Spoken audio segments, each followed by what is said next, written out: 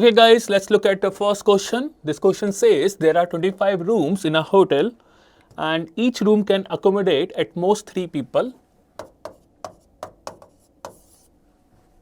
For each room the single occupancy charge is 2000 per day. ठीक है, double occupancy 3000 and triple occupancy 3500 and there are 55 people staying in the hotel today. What is the maximum possible revenue we can generate? ठीक है, सो हमें per day का revenue निकालना है, right. तो सबसे पहले यहाँ पे 3 टाइप्स के रूम हैं, तो सिंगल वाले जो रूम है उसको मैं एक्स से डिनोट कर देता हूँ और सिंगल ऑक्यूपेंसी वाले डबल ऑक्यूपेंसी को वाई से और ट्रिपल ऑक्यूपेंसी को जेड से। तीनों टोटल रूम्स हैं 25, right. So this will be our first condition. Now there are 55 people staying in the hotel today. So that means अगर सिंगल ऑक्यूपेंसी में कोई बंदा रहता है तो अगर x रूम है, सब में एक बंदा रहेगा तो total persons will be x, या इसको ऐसे भी आप समझ सकते हो। y है डबल ऑक्यूपेंसी, सो बंदे होंगे 2, y इंटू 2, और z है triple occupancy, so z into 3, and total बंदे हैं 55। So you can say x plus 2y plus 3z is equal to 55। So we got our second equation also. Now when we solve this, we will get y plus 2z is equal to 30. ठीक है. Now we have to find out the value of z and y, obviously, since we have to maximize the revenue. So what I have to do, I have to make sure that the person, this 3500 is giving me more amount, okay, than 3000 and then 2000. I have to make sure also कि जो सम आना चाहिए वो 25 हो rooms का। तो किस तरह से इसको एलोकेट करें वो देखते हैं। अब यहाँ पे अगर मैं इसमें z की वैल्यू को अगर मैं 1 देता हूँ, तो z की वैल्यू को अगर मैं 1 देने वाला हूँ तो y की वैल्यू क्या हो जाएगी भाई, 28 हो जाएगी। ठीक है, अब देखो मैंने z की वैल्यू को मिनिमाइज क्यों किया, y की वैल्यू को मैक्सिमाइज क्यों किया। अगर आप खुद से सोचो, जो y प्लस 2z है, अगर मैं z को मैक्सिमाइज करता हूं तो मेरे को जो ट्रिपल ऑक्यूपेंसी वाले रूम है वो ज़्यादा मैक्सिमाइज हो जाएंगे और उनसे सिर्फ पैसे आने वाले 3500।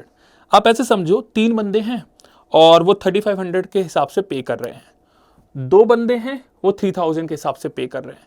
तो आप खुद से सोचो, अगर बंदे 6 हैं, 6, देयर आर 6 पर्सन्स, उनको मैंने ट्रिपल ऑक्यूपेंसी वाले रूम 2 दे दिए, सो कितने पैसे मिलेंगे, 7000 मिलेंगे सिर्फ, राइट। 3% अलोकेट कर दिए। बट अगर उन बंदों को मैं डबल ऑक्यूपेंसी वाले में देता हूं तो बेसिकली क्या होने वाला है, आप खुद से सोचिएगा। यहां पे 3 रूम मैं अलोकेट करूंगा, 3 इंटू 2 6 होता है, सो यहां से मेरे को मिलने वाले हैं 9000। क्लियर। सो दैट्स वाई मेरी जो कोशिश होनी चाहिए वो कोशिश ये होनी चाहिए कि z को मिनिमाइज किया जाए और y को maximize, then only I will get the maximum revenue, right. तो अगर मैं z को 1 देता हूं तो y 28 हो जाएगा, और अगर आप ध्यान से देखिए जो इनका सम है वो 25 से ज़्यादा नहीं हो सकता। So this condition got failed. Similarly z को 2 देते हैं तो ये 26 हो जाएगा, अगेन फेल हो जाता है। 3 24 अगेन फेल होता है। 4 22 अगेन फेल होता है। 5 एंड 20 यहां पे पास हो जाता है, 20 plus 5 25। So that means we can say जो ट्रिपल ऑक्यूपेंसी वाले हैं रूम वो कितने हमने यूज किए, 5, एंड डबल ऑक्यूपेंसी वाले रूम यूज किए 20। तो कितना रेवेन्यू जनरेट हो गया, 20 into 3000 plus 3500 into 5। So this is 60,000 plus 17,500. Answer will be 77,500. So be very careful in such type of questions. यहाँ पे अक्सर गलतियाँ करते हैं लोग, और ऑप्शंस भी इस अकॉर्डिंग डिजाइन होते हैं कि आपकी गलतियों के अकॉर्डिंग कोई ना कोई ऑप्शन पक्का होगा। Let's move on to the second question. Second says Ramesh bought a mobile from a local store. He paid 1/6 of the price via UPI and 1/3 of the price via cash. So what I am doing, I am taking the price as 6x. Because 1/6 और 1/3 का एक common multiple. Now 6x का 1/6 होता है x. So he paid x by UPI. Next, 1/3 means 2x via cash. So he is left with 3x. जो उसने पे किया है या नहीं किया, ये रहा. अच्छा, he agreed to pay the balance amount a year later. Fine. So 3x is the remaining amount. While paying back the balance amount, that means 3x, Ramesh paid 10% interest. So 10% will be 0.3x. Right? Okay, so 0.3x interest हो गया. Now this interest is given to us, which is 6,000. So 0.3x is 6,000. So x is equal to 20,000. So आपको x मिल चुका है 20,000. आपसे पूछा है what was the original price. So original price means 6x. So answer is 1,20,000. Option number C. Right? So काफी doable question था ये. तो चलते हैं नेक्स्ट पार्ट पे आते हैं. Next says Adu and Amu have bought 2 pieces of land on the moon from an e-store, online store. Both the pieces of the land have the same perimeters. So we know the perimeter of a square is 4 into side and the perimeter of circle is 2 into pi into radius, which is circumference. So let's say 4 into side of the square I am taking as A is equal to 2 pi r. Right? So can I say A is equal to, या इसको ऐसे ले लेते हैं, R is equal to, ये cancel out हो गया, so 2A upon pi. So we got the radius in terms of A, that means in terms of side of a square. Now आपसे पूछा क्या है, आदू piece of land, ये तो हो गया, ये हो गया, ठीक है. If the ratio of the area of Adu piece of land to Amu piece of land, ठीक है, आपको एरिया का रेशियो निकालना है. एरिया का रेशियो कैसे निकालें, आपको पता है एरिया क्या होता है, स्क्वायर का एरिया क्या होता है, सर्कल का. सो स्क्वायर का एरिया है साइड स्क्वायर और सर्कल का है पाई आर स्क्वायर. ठीक है, तो रेडियस को पुट कर दीजिए. So A square pi into this will be 4a square upon pi square. A square से ए स्क्वायर कैंसिल आउट, इससे कैंसिल आउट, ये ऊपर गया, आपका आंसर है pi by 4. That is option number B. Next, fourth, the market value of beams made of a rare metal has a unique property. The market value of any such beam is proportional. So this question is on ratio proportion और basically variation पे question था. So question में बोला है जो market value है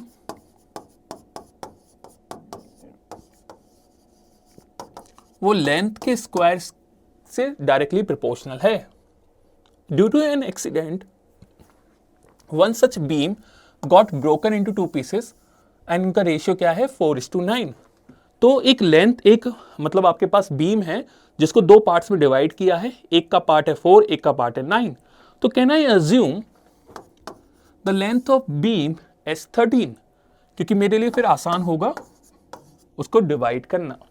So I have assumed initial length is 13. So market value will be 13 square 169. So initial value मुझे मिल चुकी है 169. Now it is divided into 2 parts 4 and 9. तो इसकी वजह से जो वैल्यू बनेगी वो 16 होगी बिकॉज 4 का स्क्वायर हो जाएगा. इसकी वजह से जो वैल्यू बनेगी वो 81 हो जाएगी. इन दोनों का सम हो जाएगा 97. राइट? इनिशियली जिस बीम के हमें 169 रुपीज मिलते थे, अब उससे कितने मिलते हैं, सिर्फ 97. पूछा क्या है, हाउ मच गेन और loss with respect to the market value of the original beam before the accident.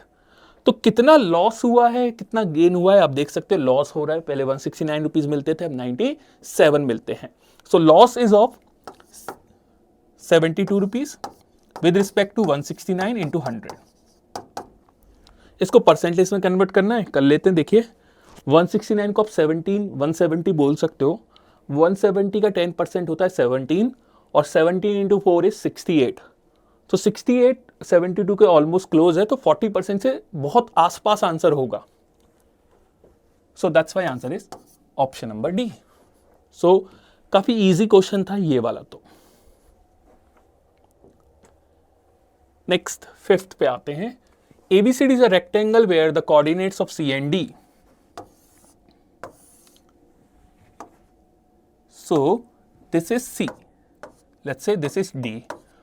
Because C negative में ना, तो इसलिए मैंने यहां पे रखा है -2, 0 and this is 2, 0.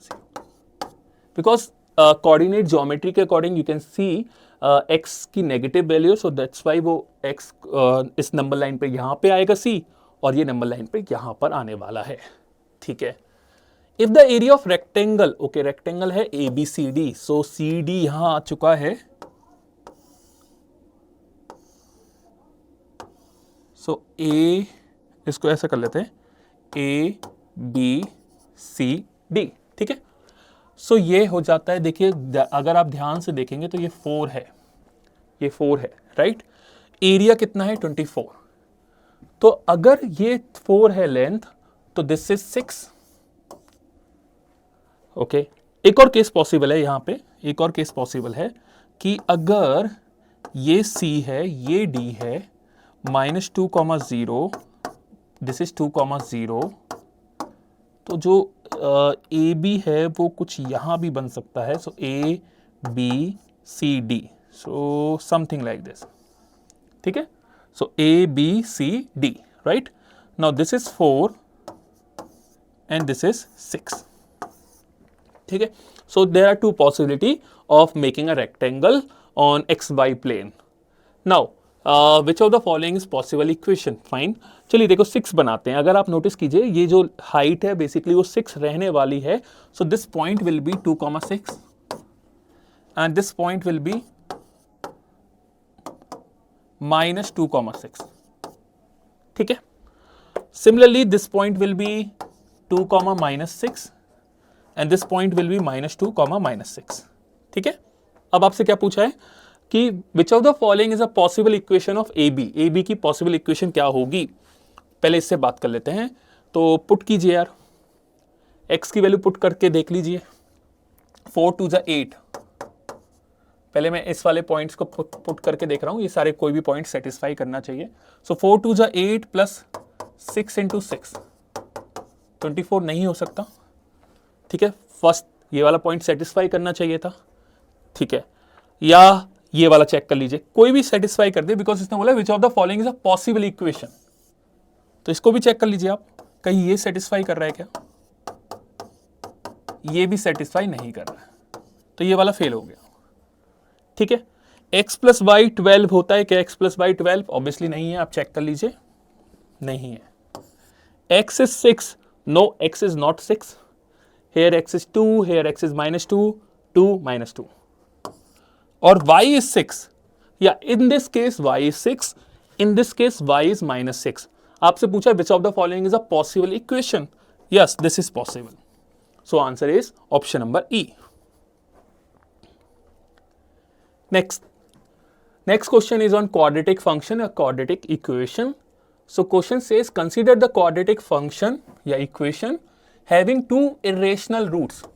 So irrational roots means the discriminant is greater than 0, but discriminant is not a perfect square.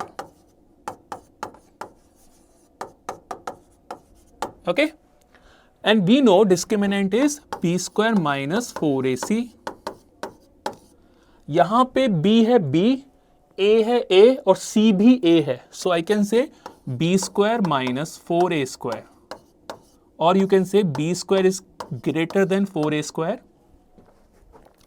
Since a and b are two positive integers, तो जब आप इसको सिंप्लीफाई करोगे तो ये हो जाएगा.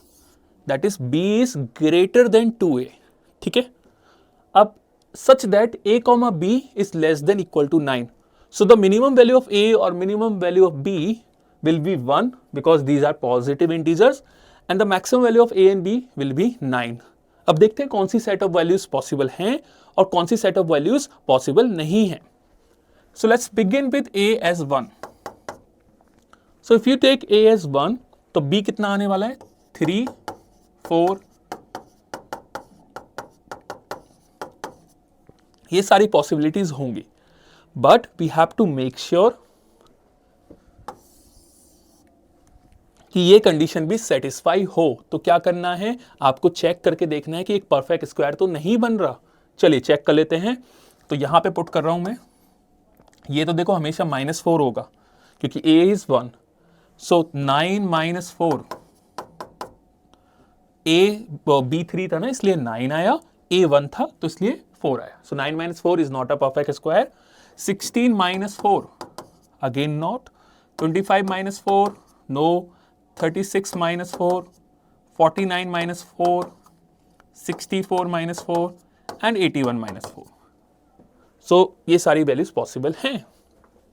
नेक्स्ट, a को 2 ले लीजिए। a को 2 लेंगे तो 2 × 2 is 4, so b is 5, 6, 7, 8, 9, maximum 9 तक जा सकती है। चलिए क्रॉस चेक कर लेते हैं, कोई वैल्यू ऐसी तो नहीं है जो हमने एक्स्ट्रा काउंट कर ली है, वो कैसे पता चलेगा, d is not a perfect square से। चलिए पुट करते हैं। सो b को 5 पुट कीजिए, यहां लिख देता हूं 25, और a को पुट कीजिए यहां पे। सो 2 2 जा 4, 4 × 4 16, ये आता है 9। This is a perfect square, so we can not consider this value. So be very careful. अगर आपने ये ध्यान नहीं रखा तो आप सारी वैल्यूज को कंसिडर कर लोगे, बट 5 कंसिडर नहीं होगा। Next, 36 - 16 not possible, 49 - 16 not possible, 64 - 16 मतलब परफेक्ट स्क्वायर होना चाहिए, again not possible, 81 - 16 not a perfect square because this is 65, again not possible. So मतलब परफेक्ट स्क्वायर पॉसिबल नहीं है, सो वैल्यूज पॉसिबल हैं, तो ये वैल्यूज वैलिड हैं। a3 लीजिए आप, a3, 3 2 जा 6, सो b की वैल्यू 7, 8, 9। इसी तरह से चेक करेंगे, यहां चेक कर लेते हैं। 3 square is 9, 9 × 4 is 36, so 49 - 36। a की वैल्यू यहां पुट कर रहे हैं और b की वैल्यू यहां पे, ठीक है जी। सो 49 - 36 is 13 which is not a perfect square, so value is valid. 64 - 36 is 28, again valid. 81 - 36 is 45, again valid. A is 4, तो B कितना हो जाएगा, 4 2 8, that means 9। यहां चेक कर लेते हैं। So 81 minus 4, 16, 64. This is also possible. So we are getting these many values। क्या इसके आगे पॉसिबल है? A5 लेते हैं तो 5 2 10, B फेल हो जाता है बिकॉज B 9 से ज्यादा नहीं हो सकता, ठीक है। तो दैट मीन्स इसके आगे वैल्यू चेक करने की जरूरत ही नहीं है। तो टोटल वैल्यूज कितनी मिल रही हैं आपको, 7, 11, 15, टोटल वैल्यूज 15। आपको करना क्या है, if all such permissible pairs are equally likely, हमने निकाल लिए पेयर्स ए बी वाले जो पेयर्स हैं basically, what is the probability that a plus B is greater than 9। तो प्रोबेबिलिटी निकालने के लिए टोटल आउटकम्स नीचे रखते हैं, फेवरेबल आउटकम्स न्यूमरेटर में। Now we have to look for the favourable outcomes where the sum of a and b should be greater than 9। So with 1 plus 9 is 10, only one possibility. With 2, 2 plus 8 is 10, 2 plus 9 is 11, 3 possibility हो गई हैं। यहां से एक possibility मिली, यहां से एक, यहां से 2, व्हाट अबाउट दिस 3 प्लस, यहां से 3 पॉसिबिलिटी मिल जाएंगी क्योंकि तीनों सेटिस्फाई करेंगी। 3 plus 7 is also greater than 9, 3 plus 8 is also greater than 9, 3 plus 9 is also greater than 9, और ये तो है ही। तो टोटल वैल्यूज है 7, सो that's why answer is 7/15। Exam के पर्सपेक्टिव में डिफिकल्ट क्वेश्चन था ये। ओके, 7th, इसको भी समझते हैं। समझाने से पहले मैं आपको बता देता हूं एग्जाम के पर्सपेक्टिव में, again this is also one of the difficult question. Let's look at this. A farmer has a quadrilateral parcel of land with a perimeter of 700 feet. Two opposite angles of that parcel of a land are right angles. So कुछ इस तरह से हम diagram बना लेते हैं इसका। देखिए ये 90 डिग्री का एंगल हो गया,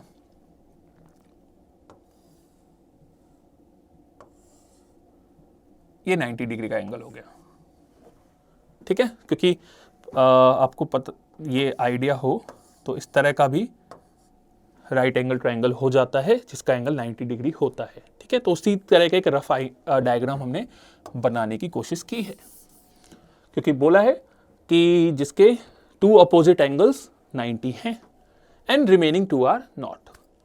the farmer wants to do organic farming on that parcel of land, the cost of organic farming is 400, ठीक है। Now we have to consider the following two additional pieces of information, and after that the question is to determine the amount of money the farmer needs to spend to organic वगैरह वगैरह वगैरह, which of the additional pieces of information are minimally sufficient. So it's a question of data sufficiency where two information is given to us. We have to check whether these two informations are alone sufficient or both informations are necessary to solve this particular question.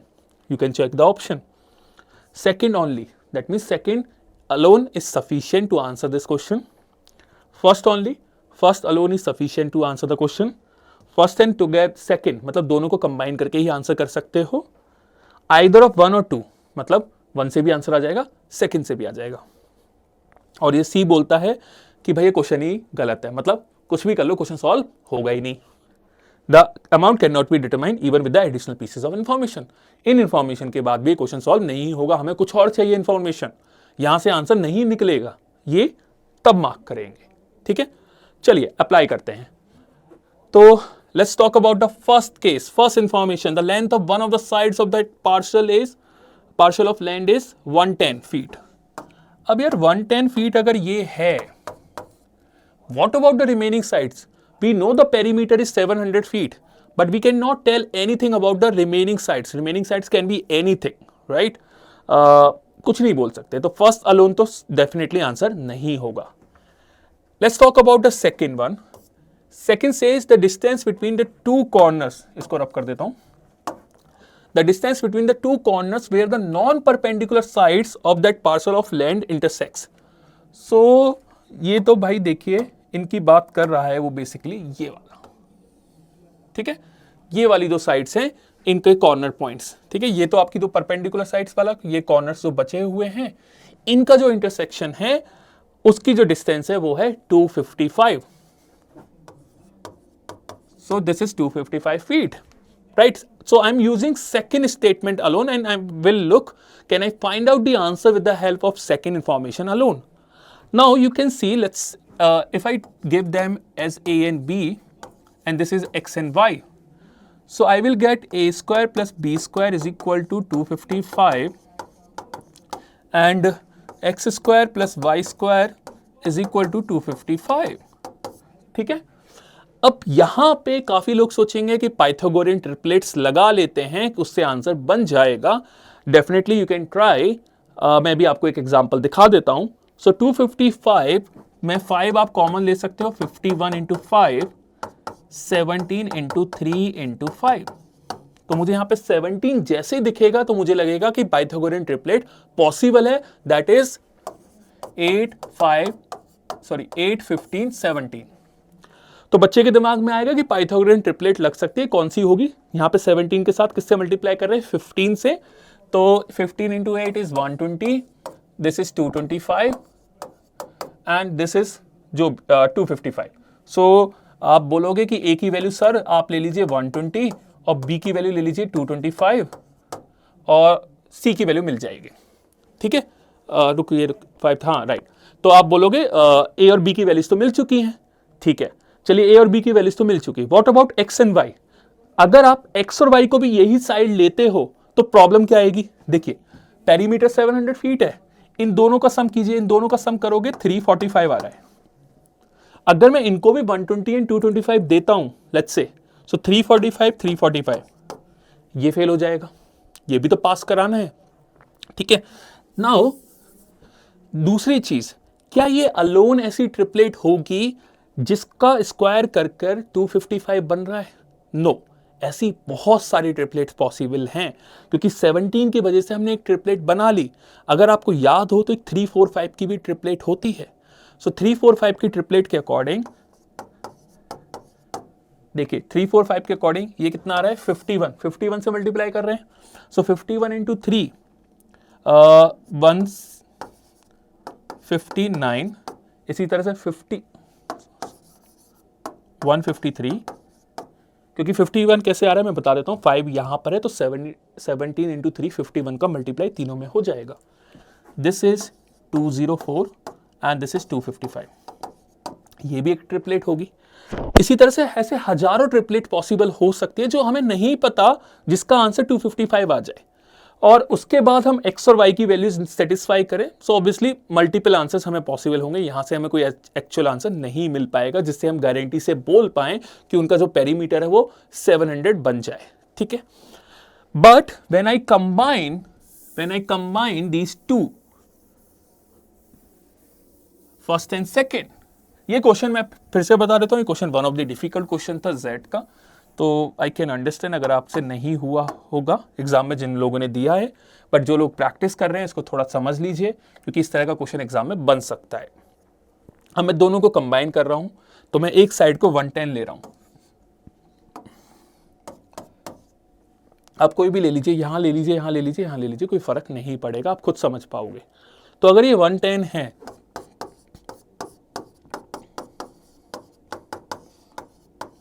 तो ऐसे solve करोगे, यहां से आपको एक रफली b की value मिल जाएगी, जो क्या आने वाली है, चलो सॉल्व कर लेते हैं। B square is equal to 255 A square minus B square. So A square minus B square is A plus B into A minus B.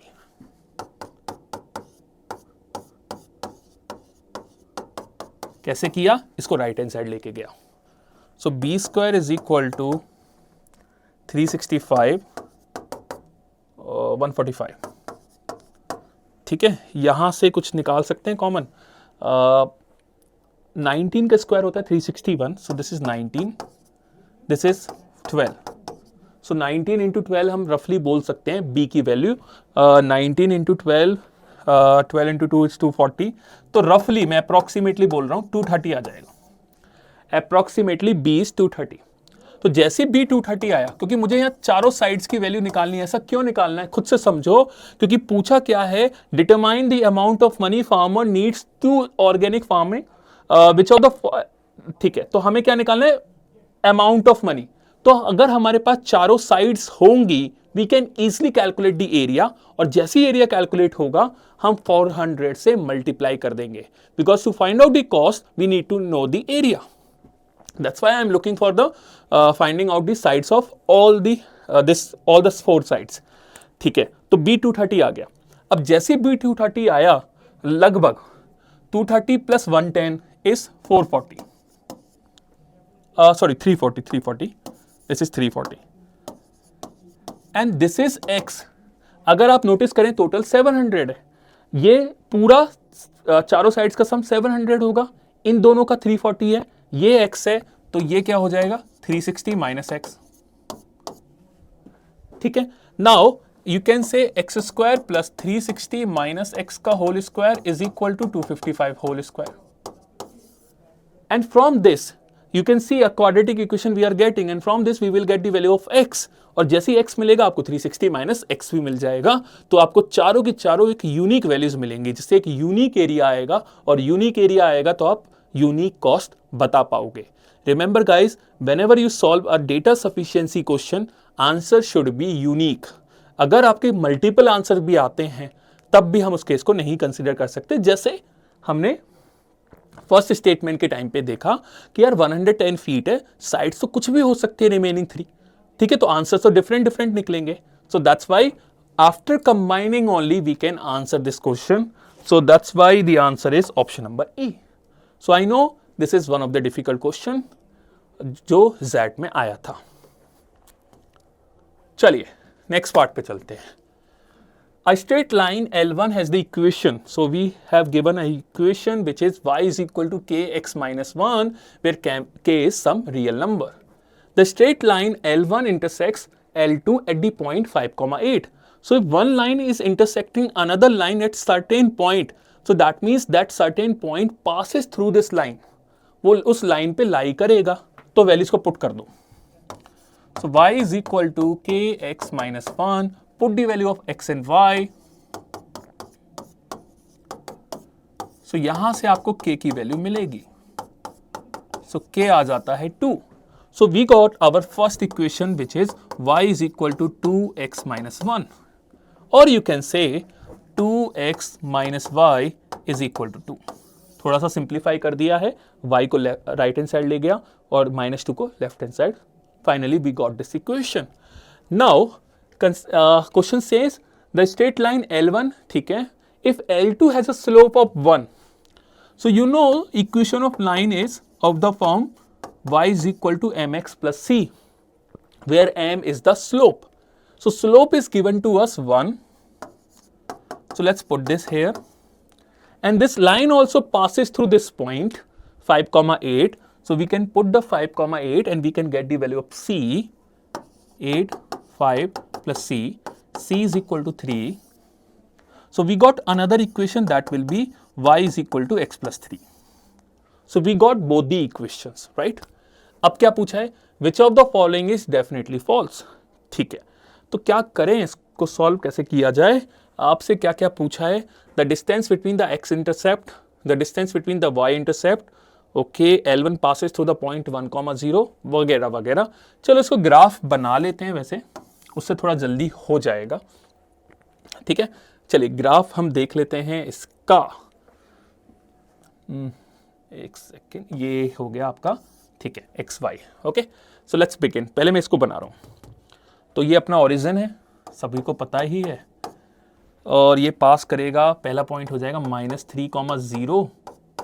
ठीक है, x की वैल्यू -3 रखोगे y 0 हो जाएगा, राइट? और x 0 रखोगे तो y 3 हो जाएगा. तो ये और 5,8 पे भी मिलने वाला है. 5,8 पे तो ये 5 ले लेते हैं, ये 8 ले लेते हैं. तो सपोज यहां पे मिलने वाला है.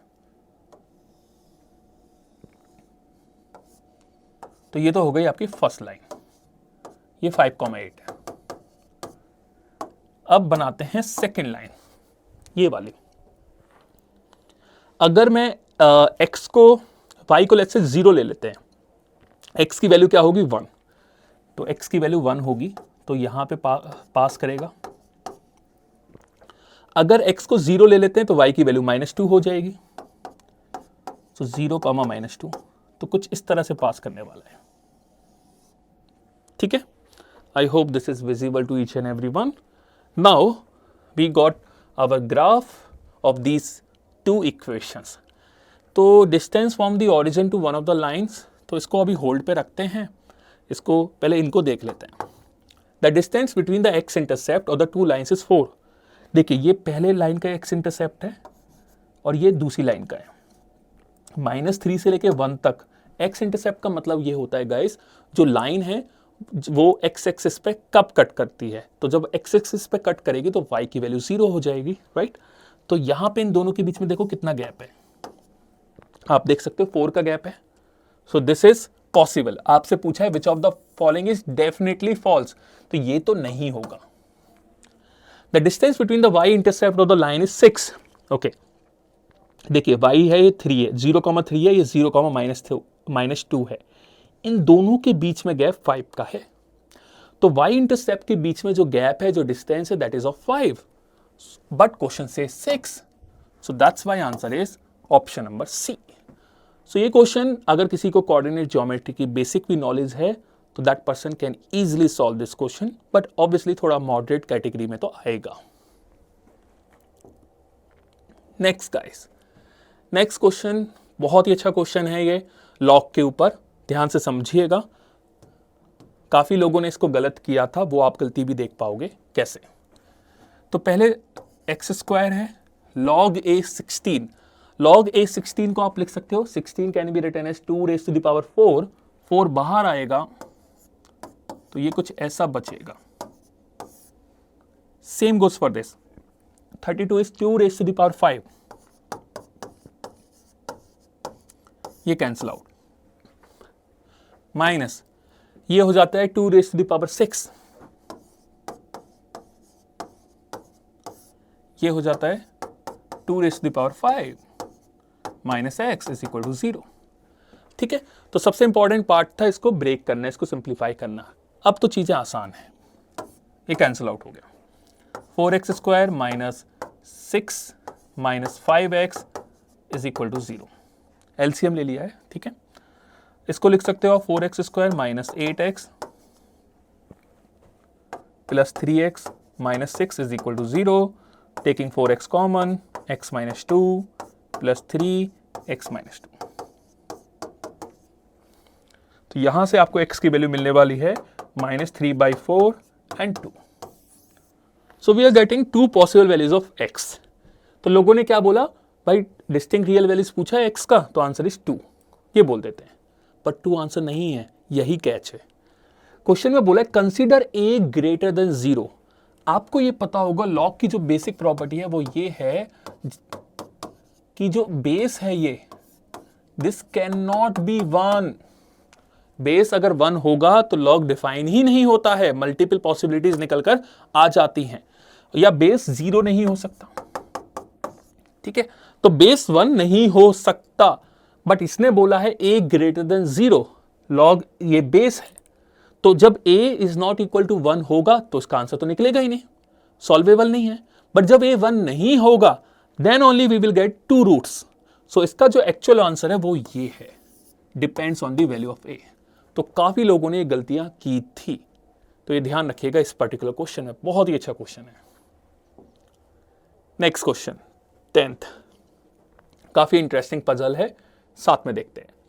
In a computer game, each move requires pressing a button. Whenever the button is pressed for the first time as a move, the computer randomly chooses a cell from 4x4 grid. So there is a 4x4 grid.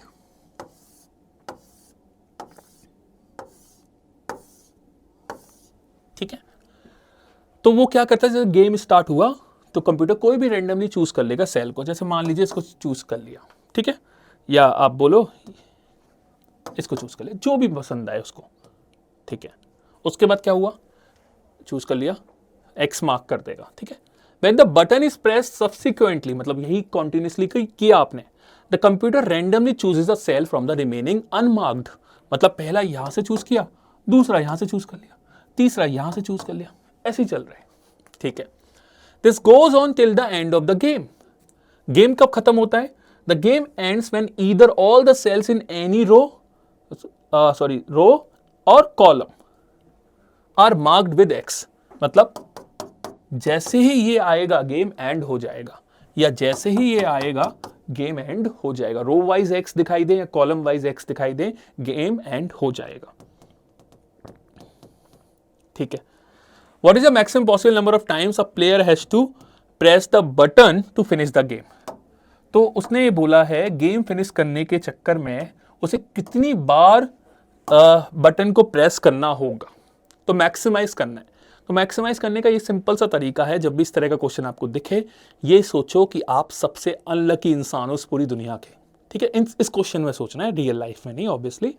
तो आपको ये सोचना है इस दुनिया के सबसे unlucky इंसान हो कि आप कोई भी प्ले करते हो मतलब बटन, बट आप गेम नहीं जीत पाते। जैसे मैंने यहां पे चूज किया, उसके बाद मैंने यहां पे चूज किया, अब मैं खुश हूं कि काश मैं यहां चूज करूंगा मैं जीत जाऊंगा, बट कंप्यूटर वाले ने यहां चूज कर दिया।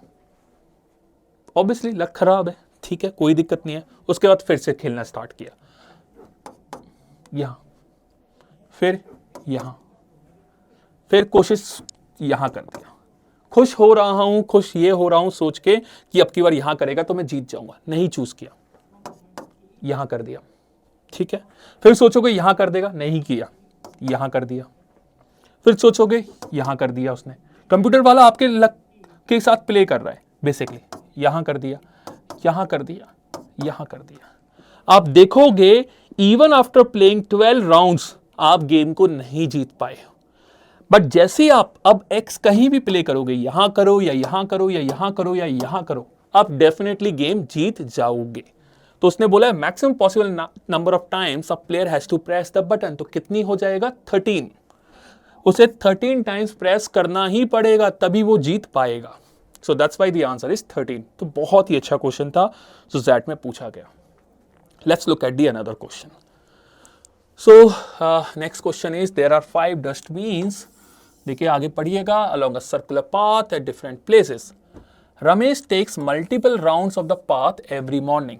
तो 5 डस्टबिन है, ओके चलिए 5 डस्टबिन को प्लेस कर देते हैं, D1, D2, D3 and D4 and D5.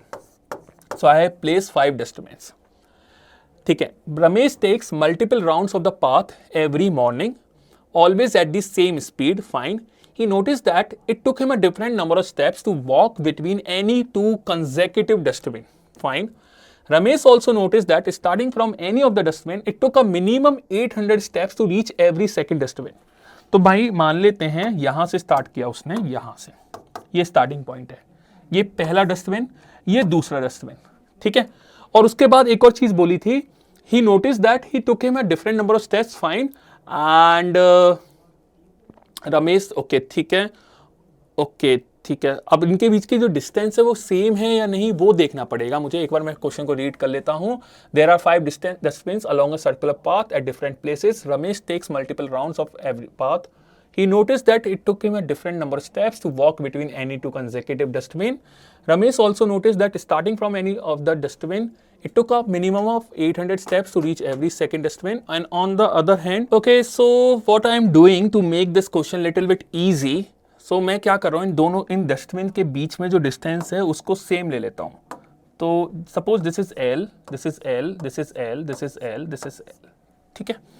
तो एक बेसिकली थोड़ा सा सिंप्लीफाई हो जाएगा, अदरवाइज तो काफ़ी डिफिकल्ट रहेगा ये क्वेश्चन समझना, ठीक है। ऑल्दो उससे भी आ जाएगा बट एल लेने से चीज़ें आसान हो जाएगी, आपको समझ में आएगा, देखिएगा कैसे। अब यहाँ पे बोला है Ramesh also notice that starting from any of the dustbin it took a minimum 800 steps to reach every second dustbin. That means यहाँ से पहला डस्टबिन, यहाँ से दूसरा डस्टबिन। सो 2L जो है, जो उसने डिस्टेंस कवर किया 2L, कोई इसको A B से भी करेगा तब भी सेम आंसर आएगा, A + B करके कर लीजिएगा, बट 2L से थोड़ा सा जल्दी आप कर पाओगे, वेरिएबल्स कम हो जाएंगे, that's the reason, otherwise it's fine. So 2L जो होगा that should be greater than और इक्वल टू 800 स्टेप्स, कम से कम 800 स्टेप तो चला है, तो you can say L is greater than equal to 400, ठीक है। Next, on the other hand, starting from any of the dustbin, it took a maximum of 1260 steps to reach every third dustbin. So 1, 2, 3.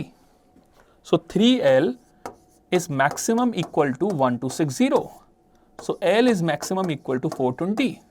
ठीक है, तो यहां से आप देख सकते हो जो ये डिस्टेंस है आप आसानी से कंपेयर कर पाओगे कि भाई 400 से लेकर 420 के बीच में होगी। ये फायदा है इसका, इसलिए सजेस्ट करूंगा कि आप इसको इक्वल लेके करें, ठीक है। ओके, नेक्स्ट पार्ट क्या है, आपसे क्या पूछा है, Ramesh step size is 0.77 metre and the width of the path is negligible, which of the following can be the radius of the circular path. So you can say you got the value of L, this total is 5L, so 2000 is less than equal to 5L 2100। So we got the circumference जो होगी वो basically कितना हो सकती है, इतना, ठीक है। L की जो लेंथ है बेसिकली ये, राइट। अब यहां पे कैच क्या है, रमेश का जो स्टेप साइज है वो 0.77 है, तो ये जो है आपका जो स्टेप्स हैं, क्योंकि ये जो निकले थे आपके जो 400 स्टेप्स थे, 420 स्टेप्स थे, तो ये जो 5L है ये स्टेप्स के फॉर्मेट में आए हैं, हमें इनको कन्वर्ट करना होगा in terms of metre. So 5L जो है स्टेप्स के फॉर्मेट में है, ठीक है। L स्टेप्स यहाँ लगे, L स्टेप्स यहाँ, L स्टेप्स यहाँ, L स्टेप्स यहाँ, L स्टेप्स यहाँ, राइट। ओके, सो बेसिकली आप क्या मल्टीप्लाई करने वाले 0.77 से, सो दिस विल बी, यहाँ लिख देते हैं 1540 less than equal to 5L less than equal to 2100 into 0.77, तो इसको मल्टीप्लाई कर लेते हैं 77, 7, 154, 167, वो 161, 7। सो आपको जो सर्कमफेरेंस है वो मिल चुकी है, वो है 1540 से लेकर 1617 तक। ठीक है, आपसे क्या पूछिए, रेडियस। रेडियस निकालने के लिए आपको क्या करना पड़ेगा, 2πr होता है सरकमफेरेंस, तो आपको 2π से डिवाइड करना पड़ेगा। चलिए 2π से आप डिवाइड कर देते हैं। सो 1540 डिवाइड बाई 2 इंटू 22/7, ये यहां से सीधा कैंसिल आउट होता है। ओके, ये भी कैंसिल आउट होता है 35। सो 35 इंटू 7 इज 30, 210, 35, 245। सो जो मेरी सरकमफेरेंस होगी वो 245 से तो ज्यादा होने वाली है। आफ्टर दिस, ठीक है, not circumference, sorry, this is radius, we are talking about radius. So 245 से तो ज्यादा होने वाली है। So this is not possible, this is not possible, this is not possible. Next part क्या होता है, 1617, 2 इंटू 22/7, इसको भी डिवाइड करते हैं। तो 22 इंटू 7 इज 154, ये हो जाता है 73.15, 73.5। सो 73.5 इंटू 7 अपॉन 2, लगभग 255 के आसपास आ जाएगा, 255 के आसपास आ जाएगा। तो जो रेडियस है वो इन दोनों के बीच में लाई करने वाली है। So that's why answer is 250 metres. और उसने ये पूछा था आपसे which of the following can be, तो इनमें से कौन सा ऑप्शन हो सकता है। So answer is 250 metres. ठीक है, काफी अच्छा क्वेश्चन था, जो सर्कुलर एक तरह से रेस बोल सकते हो, ये थोड़ा ज्योमेट्री का आइडिया लगा सकते हो, उसके ऊपर पूछा गया। Next question says 8 employees of an organization have been rated on the scale of 1 to 50. All the ratings are integers. Decimal में नहीं हो सकता. The overall average rating for all the 8 employees is 30, so the sum will be 240. While the 5 employees with the highest rating average is 38. तो suppose मान लीजिए ये highest है right वाले, ये लोएस्ट है, ये लोएस्ट, ये हाईएस्ट। तो इन 5 लोगों का जो सम होने वाला है रेटिंग्स का, वो होने वाला है 190। ठीक है, by the 5 employees with the lowest rating average is 25।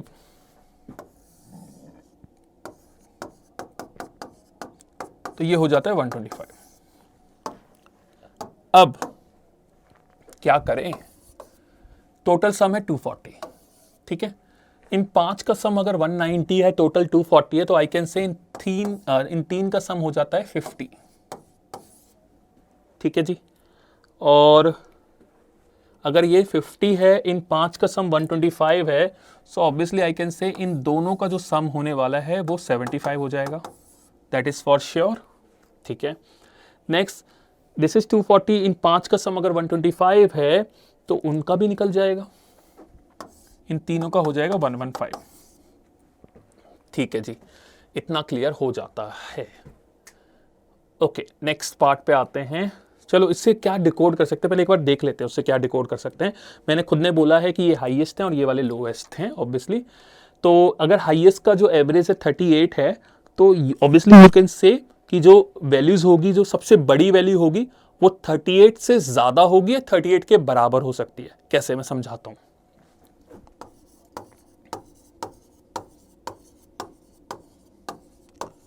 This can be one of these 5 values, मतलब इस वन ऑफ दी केस जहां पे 5 वैल्यूज 38 होंगी, इनका एवरेज 38 हो जाएगा, सम 190 हो जाएगा।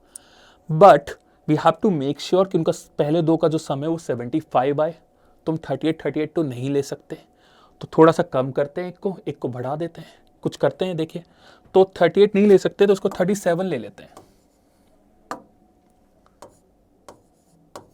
जिससे कि मेरा सम क्या हो जाएगा 75। ठीक है, अब मैंने इससे कम किया तो किसी को देना पड़ेगा। सो ऑब्वियसली ये लोएस्ट से हाईएस्ट रेटेड है, तो ये 39 हो जाएगा। एक केस आ गया, राइट। नाउ हमारे दिमाग में आएगा कि क्या कोई और केस पॉसिबल है। चलिए ट्राई करते हैं। अगर ये 37 है, मान लेते हैं इसको 36 ले लें, तो ये और इसको ले लें 39, क्योंकि मुझे इन दोनों का सम 75 करना है। So if I consider this as 36, this will be 39। If this is 39, तो जो वैल्यूज होंगी आगे आने वाली वो कम से कम 39 तो होंगी, ठीक है, क्योंकि डिस्टिंक्ट नहीं बोला है तो they can be equal but they can not be less than 39 because lowest से हाईएस्ट जा रहे हैं. तो if I consider this case 39 into 3 is 117 but मुझे चाहिए सम 115. सो that means this case is not possible, या इसके आने वाला कोई भी केस बनेगा वो पॉसिबल नहीं होगा because if I decrease this thing I have to increase this thing and parallelly these values will also increase, जिससे सम क्या हो जाएगा, कॉन्ट्राडिक्टरी. ठीक है, सो ये पॉसिबल नहीं हो सकती. अब इसके अकॉर्डिंग मुझे देखना है कि मेरा आंसर क्या बनने वाला है. देखिए, second highest rating obtain is 38. Yes, this is possible, this is possible. तो ये तो आंसर नहीं होगा. The lowest rating obtain is 1. उसको बाद में देखते हैं क्योंकि मैंने अभी लोएस्ट के लिए सॉल्व नहीं किया है, बट ये निकल सकता है. मैं चलो समझा देता हूं. भाई इसको 1 दे दो, 50 मुझे बनाना है तो ये 37 है, इसको 37 दे दीजिए, इसको 12 दे दीजिए, बन गया. सो लोएस्ट रेटिंग ऑब्टेन 1 हो सकती है, ये फेल हो गया. The third lowest rated rating obtained is 37. हो सकता है, हो सकता है क्या थर्ड वाला 37 हो जाए. ये वाला मुझे थोड़ा सा डाइसी लग रहा है क्या. इसको मैं अभी चलो देखते हैं थर्ड वाला क्या होगा. लोएस्ट रेटेड रेटिंग हाईएस्ट, ठीक है. देखो सेकंड तो मिल गया ना मैं, ये फर्स्ट है, ये सेकंड है, थर्ड ईयर है ना, ये तो पॉसिबल है. तो ये तो फेल हो गया भाई. फर्स्ट मेरा 39 है सबसे हाईएस्ट, और फिर सेकंड जो रेटिंग है मेरी 38 है, वो 3 लोगों की है, उससे फर्क नहीं पड़ता. सेकंड जो रेटिंग है वो 38 है जो लोगों को दी है मैंने, और जो थर्ड रेटिंग दी है मैंने वो 37 दी है. ठीक है, उसके बाद क्या बात करते हैं. उसके बाद की बात अगर हम करें, ये वाली इसको देख लेते हैं. The median of 8 ratings is 37.5. So median होता है मिडिल 2 की वैल्यूज. हाँ, मिडिल 2 की वैल्यूज 37.5 आ रहा है, तो ये भी करेक्ट स्टेटमेंट है. The highest rating obtained is 40. तो देखो हाईएस्ट रेटिंग ऑब्टेन्ड 40 तो नहीं आ रही है मेरी, कितनी आ रही है 39. क्योंकि अगर मैं 40 असाइन करता हूं, लेट्स से इसको 40 दे देते हैं, इसको 40 दे देते हैं हाईएस्ट को, तो मुझे जो रिमेनिंग है वो 115 बनाना है. मतलब रिमेनिंग सम कितना रहेगा 75. तो 75 बनाने के लिए मुझे ये 38 कर देना है, ये 37 ऐसा करा. अब मैं अगर 37 करता हूं तो मुझे इनको भी डिक्रीज करना पड़ेगा. ये कम से कम 37 होंगे, 38 तो हो नहीं सकते. अगर ये 37 होता तो ये भी 37 होगा, बट इन दोनों का सम होना चाहिए 75, बट यहां तो 74 बनेगा, तो ये वाला केस हो जाएगा fail. So that's why this is not possible. So that's why the answer is option number E. So काफी अच्छा क्वेश्चन था, काफी थिंकेबल क्वेश्चन था कि हर केस के लिए आपको सोचना पड़ेगा. Next 13. Arun selected an integer x between 2 and 40, both inclusive. He noticed that the greatest common divisor means HCF of the selected integer x and any other integer between 2 and 40 both inclusive is 1. मतलब 2 और 40 के बीच में से आपने कोई number उठाया, मान लीजिए 2, और 2 और 40 के बीच में से कोई और दूसरा नंबर उठाते हो, उन दोनों का HCF हमेशा 1 होना चाहिए. तो 2 के साथ मैं कोई नंबर 4 ले लूंगा, अगर दूसरा मैं 4 लेता हूं तो उनका HCF तो 2 हो जाएगा. तो 2 तो मैं नहीं ले सकता. सेम गोज फॉर 3 का भी मल्टीपल प्रेजेंट है, क्योंकि अगर मैं एक नंबर x को 3 लेता हूं, ये x है मेरा, तो दूसरा नंबर 6 ले लिया मैंने, तो इनका HCF तो 1 नहीं होगा ना, right. Same goes for next. अगर आप देखोगे 5 लेते हैं, क्योंकि प्राइम नंबर्स में डील करना है बेसिकली, क्योंकि 4 के साथ तो यहाँ पे ऑलरेडी फेल हो चुका है, 4 के साथ 2 वाला, राइट. नेक्स्ट आप 5 लेते हो तो 5 के साथ 10 आपको मिल जाएगा, उसका मल्टीपल है. 7 के साथ भी मल्टीपल है. सिमिलरली आप चेक करेंगे 11 का भी मल्टीपल प्रेजेंट है, 13 का भी है, 17 का भी है, 19 तक का मल्टीपल है. 19 into 2 is 38 which is present in 2 and 40. सो एक अगर आप x 19 लेते हो तो दूसरा नंबर 38 लेकर उनके बीच में HCF 1 नहीं रहेगा. तो हमें क्या करना है, 19 के बाद वाले प्राइम नंबर चूज करने हैं जिनका किसी से कोई लेना देना ना हो, कोई भी कॉमन फैक्टर ना हो. सो 19 के बाद कौन सा आता है प्राइम नंबर 23, उसके बाद आता है 29, 31 and 37. And we have to choose till 40. So that's why the answer for x will be 4. So there are 4 such values possible. So बहुत ही अच्छा क्वेश्चन था नंबर सिस्टम के ऊपर. ओके गाइस, नेक्स्ट क्वेश्चन पर आते हैं. An industrial robot manufacturing company is tasked to design humanoid robots. ठीक है. Where the robots need to pick item from a stack of shelves. ये stack है shelves की. The height of the topmost shelf from the ground is 7 feet. तो ये total 7 feet. ठीक है. To operate the robot has to move on a track running parallel to the stack. तो भाई इसके पैरेलल रन करेगा stack of sales के. ये रन कर रहा है. ठीक है, इस तरह से. Okay. The track is fix 1 foot away from the base. ये 1 फुट का गैप है और ये रोबोट है. भाई रोबोट की भी कुछ हाइट वगैरह होगी ना, तो ये रोबोट की एक तरह से ऐसे समझ ले हाइट है. ठीक है. तो रोबोट खड़ा है. जैसे मान लीजिए मैं रोबोट हूं और ये मेरे सामने स्टैक ऑफ सेल्स है. ठीक है. तो मेरी अपनी कोई हाइट है, तो उस तरह से इसकी अपनी हाइट है. Next, the further the robot cannot bend its arm by more than 60 degree from the horizontal plane. तो 60 डिग्री से ज़्यादा बैंड नहीं कर सकता. मतलब ये रोबोट के आर्म्स हैं, बेसिकली कोई चीज़ को उठाने जाएगा वो, तो 60 डिग्री से ज़्यादा नहीं कर सकता. So this is 60 degree. ठीक है, this is 60 degree from the horizontal plane. ठीक है. If robot arms are attached to his shoulder, वो तो ये हमने समझ ही लिया. What should be the minimum height of the robot from the ground to the shoulder for its arms to reach the topmost shelf? तो ये यहाँ तक पहुँच रहे हैं. चलिए, ये x है, ये x, ये 7 - x. तो हमें x निकालना है. बड़ी आसानी से आप कर सकते हो. ये 1 है तो ये भी 1 ही होगा. और आपने ज्योमेट्री में पढ़ा होगा ट्राइंगल, फेमस ट्राइंगल है 30, 60, 90. कि 30 के सामने वाली साइड अगर 1 है तो 60 के सामने वाली साइड √3 हो जाती है और 90 के सामने वाली साइड 2 हो जाती है. तो ये एंगल 90 है ऑब्वियसली, ये 30 होगा. 30 के सामने वाली साइड 1 है तो 60 के सामने वाली साइड √3 होनी चाहिए. So 7 - x is equal to √3. So x is equal to 7 - √3. That's it. Option number C. तो काफी आसान सा क्वेश्चन था ये वाला. तो okay, 15th looks heavy. A solid trophy consisting of 2 parts has been designed in the following manner. The bottom part is the frustum of the cone. ठीक है. With bottom radius is 30. This is 30. The top radius is 20. And height is 40. While the top part is hemisphere, okay, hemisphere with radius 20. Moreover, the flat surface of the hemisphere is the same as the top surface of the frustum. तो ये frustum का top है, इसके ऊपर एक hemisphere रखा है.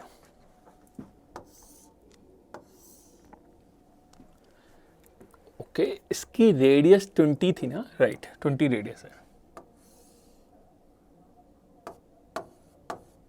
ठीक है जी. If the entire trophy is to be gold plated at a cost of 40 per square centimetre, what would be the cost for the gold plating? तो जब जैसे मान लीजिए एक ट्रॉफी है और इसको आप देख पा रहे हो ब्लैक मैंने पेंट किया है, तो इसको जब मैं पेंट कर रहा हूँ बेसिकली या प्लेट कर रहा हूँ, तो यहाँ पे जो इसका कर्व्ड सरफेस एरिया हमें बेसिकली निकालना होता है. और इसी तरह से यहाँ पे भी हम कर्व्ड सरफेस एरिया निकालने वाले. मतलब ये वाला तो कर्व्ड सरफेस एरिया है. फिर मैं बॉटम भी पेंट करूँगा तो वो वाला भी एरिया निकालना पड़ेगा, और टॉप भी पेंट करूँगा तो टॉप वाला भी एरिया निकालना पड़ेगा. सो यू कैन से पूरा एक सरफेस एरिया हमें निकालना है. ठीक है, चलो देखते हैं भाई. तो पहले कर्व्ड सरफेस एरिया निकाल लेते हैं, फिर बॉटम वाला ये हो जाएगा और टॉप वाला हेमिस्फेयर का एरिया हो जाएगा. सो कर्व्ड सरफेस एरिया होता है फ्रस्टम का pi into R1 plus R2 into slant height, और स्लैंट हाइट होती है under root H square minus R1 minus R2 का होल स्क्वायर। आप इसको ऐसे भी निकाल सकते हो, बड़े कोन में से छोटा कोन का एरिया माइनस वगैरह करके भी फाइंड कर सकते हो, पर वो थोड़ा सा टाइम कंज्यूमिंग हो जाता है और थोड़ी सी गलतियां भी लोग करते हैं। सो एल एच कितना है 40, 1600, 30 माइनस 20 इज 10, 10 का स्क्वायर इज 100, सो ये हो जाएगा 10 रूट 15। ठीक है, आई होप सही किया है मैंने, या 10 रूट 15। नाउ अब इसका C S A curved surface area ये वाला है, so pi into 50 into this, so 500 root 15 into pi, ये आ जाता है सी एस ए। ठीक है, अब बॉटम वाले को ऐड कीजिए।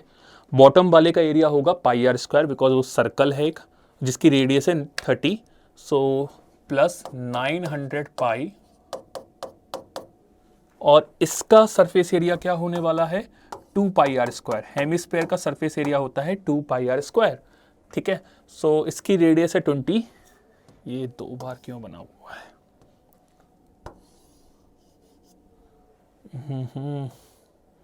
एक सेकेंड गाइस,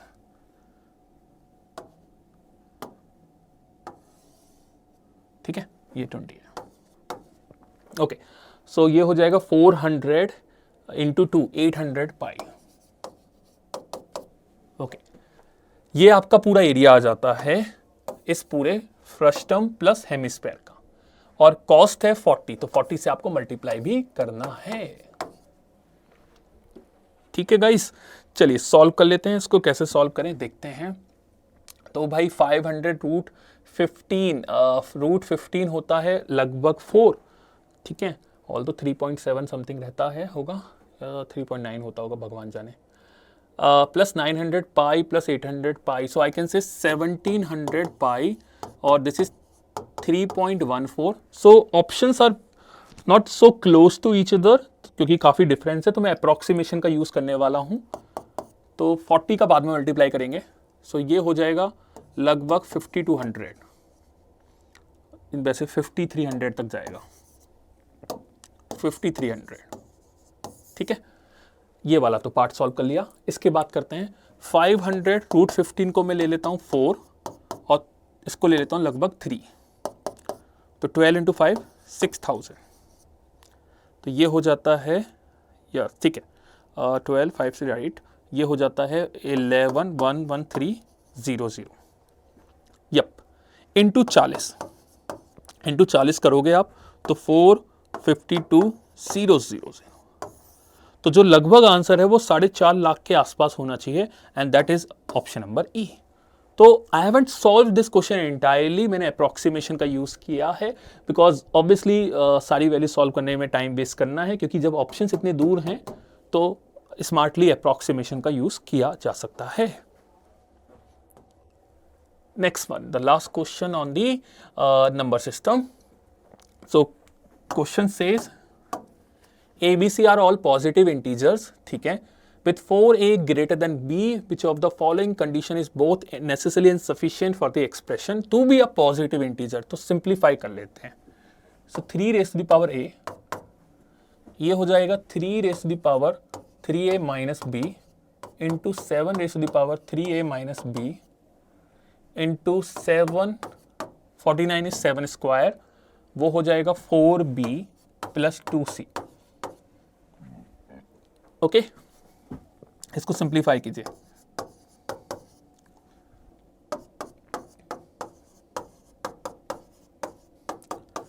जब बेस सेम होता है तो पावर ऐड हो जाती है गाइस, राइट। अब मुझे इसका लेना है क्यूब रूट, इसका मुझे क्यूब रूट लेना है। क्यूब रूट लेने के बाद मेरे पास आना चाहिए एक इंटीजर। तो जब मैं क्यूब रूट लूंगा तो ये जो पावर है वो 3 का मल्टीपल होनी चाहिए, सिंपल सी बात है। तो 4a माइनस बी 3 का मल्टीपल कैसे बनेगा? देखो 4a को आप लिख सकते हो 3a plus a minus B, ये तो ऑलरेडी 3 का मल्टीपल है, तो ये भी 3 का मल्टीपल होना चाहिए। ठीक है, next, these two are already multiple of 3, C is not a multiple of 3, तो C को भी 3 का मल्टीपल होना चाहिए।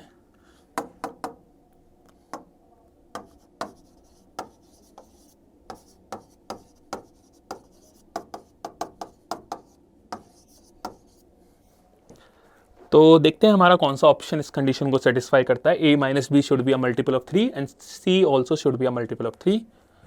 डायरेक्टली ये रहा, A minus B and C are divisible by 3। तो ये कंडीशन सफिशिएंट है, ये कंडीशन नेसेसरली है, ये सेटिस्फाई होनी चाहिए, तभी ये क्वेश्चन सॉल्व होगा, अदरवाइज ये सॉल्व नहीं होगा। So that's why answer is option number D.